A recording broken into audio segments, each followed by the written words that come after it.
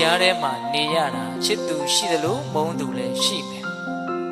ချီးမွမ်းတာရှိသလိုကဲရတာလည်းရှိမယ်ဒါတွေနဲ့ပတ်သက်ပြီးတော့ငါဘာမှဖြစ်မသွားဘူးလို့နားလည်ပြီးတော့ဘာမှမဖြစ်တဲ့အရာတွေကိုဘာမှမဖြစ်တယ်လို့ပဲသဘောထားရမယ်ဘာမှအရေးမပါတဲ့အရာကိုအရေးသိပ်ပါတယ်လို့ထင်ပြီးတော့အဲ့ဒါကိုအချိန်ကုန်ခံပြီးတွေးမယ်ဆိုရင်ကိုယ့်ရဲ့ဘဝဟာယုံညံ့မှုတွေနဲ့နှင်မွန်းသွားနိုင်တယ်နော်ဟုတ်လားအေးဒါကြောင့်နံပါတ်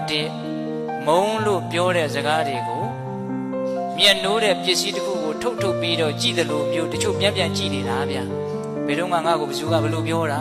မမေ့နိုင်ဘူးလေဟုတ်လားတချို့ဆိုရင်အဲ့ဒီလူငါ့ကိုဒီလိုပြောတာငါတစ်သက်လုံးမမေ့ဘူးမပြောဘူးလားအေးအဲ့ဒါကိုမြတ်စွာဘုရားကအချိန်ကုန်တဲ့လူပန်းနဲ့ဘာမှအကျိုးမရှိဘူးထုတ်ပြီးတော့မခံစားပါနဲ့တဲ့ဟုတ်ရလား